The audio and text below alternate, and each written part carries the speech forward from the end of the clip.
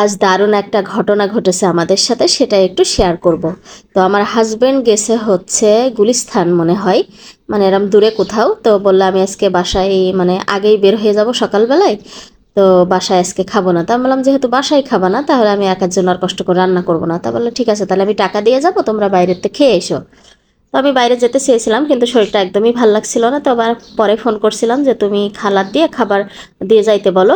তো ওনার প্রতিষ্ঠানে যে খালা আছে ওনাকে বলে তো আমার খাবার পাঠাই দিয়েছে। আর উনি তো অলরেডি চলে গেছে। তো ঘটনাটা হচ্ছে আমার হাজব্যান্ড সকালবেলা তারা বাইরে নাস্তা করছে, মানে রেস্টুরেন্টে করে, তাই সেই গুলিস্তান গেছে। তারপরে আমি এই দুপুরবেলা হচ্ছে বাসায় বাইরের খাবার নিয়ে এসে নাস্তা করতেছি।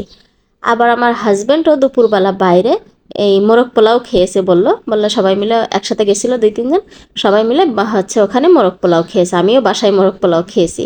আচ্ছা, ভালো কথা। তারপরে বাসায় আসার পরে রাত্রে আমরা ওনার প্রতিষ্ঠানে গেছি, সেখান থেকে আবার মানে আমি বলছি যে কিছু একটা খেতে মন চাচ্ছে, তো আবার আমাকে একটা রেস্টুরেন্টে নিয়ে আসে, বলে চলো কি খাবা। তো এখানে এসে আমরা হচ্ছে খাবার অর্ডার দিয়ে দিয়েছি। তার মানে মজার ব্যাপার হচ্ছে আজকে সারাটা দিন আমরা পরিবারের সবাই বাইরের খাবার খেয়েছি, মানে ঘরের খাবার আমাদের খাওয়ার সুযোগই হয়নি। সকাল থেকে শুরু হয়েছে একদম রাত অবধি ডিনার পর্যন্ত। তো এই তো নান সবজি আর হচ্ছে সালাদ নিয়ে নিয়েছি। আগে হচ্ছে একটা নিয়ে নিয়েছি, এটা খেয়ে নিয়ে আবার নেব, কারণ ওই ঠান্ডা হয়ে গেলে এই হচ্ছে নান রুটিটা ভালো লাগে না, তাই আগে নিয়ে একটু খেয়ে নিচ্ছি।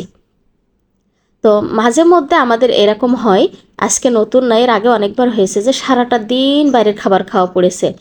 আর বাইরের খাবার দিনে একবার তো হয়ই, তো তার মাঝে দেখা যায় আবার এরা মাঝে মধ্যে একদম সারাদিনই পড়ে যায়, মানে কোনো না কোনো কারণে। অনেক সময় দেখা যায় অসুস্থ হওয়ার কারণে, অনেক সময় রান্না করতে ভালো লাগছে না, এরকম মানে যে কোনো কারণবশত সারাটা দিন বাইরের খাবার খাওয়া পড়ে। তো যাই হোক, আগে প্রথম খাওয়া হয়ে গেছে, আবার নেব রুটি। তো আমার মেয়ে দেখেন ওর বাবার সাথে চুপি চুপি কথা বলে। আমার অতটুকু একটা বাচ্চা, অনেক বুঝে, অনেক দুষ্টু, ওই বয়সে সব কিছু বুঝে, দেখেন কেমনে মানে চুপি চুপি কথা বলে। এই যে আবার রুটি দিয়ে গেছে, সবজি দিয়ে গেছে, সালাদ দিয়ে যাবে, খেয়ে নেব।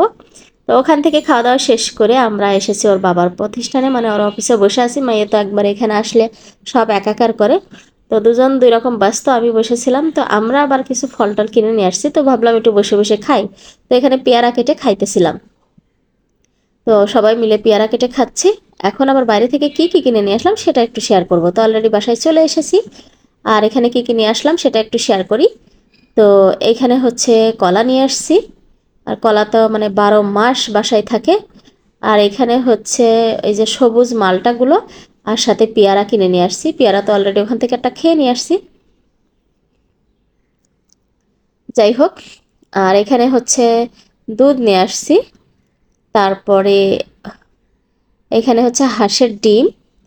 আর এইখানে কিছু জিনিস হচ্ছে এই যে ওয়ালেট, ভালোই লাগছে সিনারিটা। তারপরে এটা টিস্যু বক্স। তারপরে এখানে মজার ব্যাপার হচ্ছে দুইটা মগ কিনে নিয়ে আসছিল, একটা হলুদ, একটা আছে কালো কালারের। হলুদটা আমার খুবই পছন্দের। অলরেডি ওর বাবার অফিসে বসে ওর মেয়ে ভেঙে ফেলেছে, কিছু বলার নেই। আবার মেয়ের একটা হচ্ছে পেন্সিল বক্স আর একটা ঘড়ি। আমার বাসায় ঘড়ি আছে কিন্তু ওটা ভালো একটা চলতেছে না, তাই আবার একটা ঘড়ি কিনে নিয়ে আসলাম।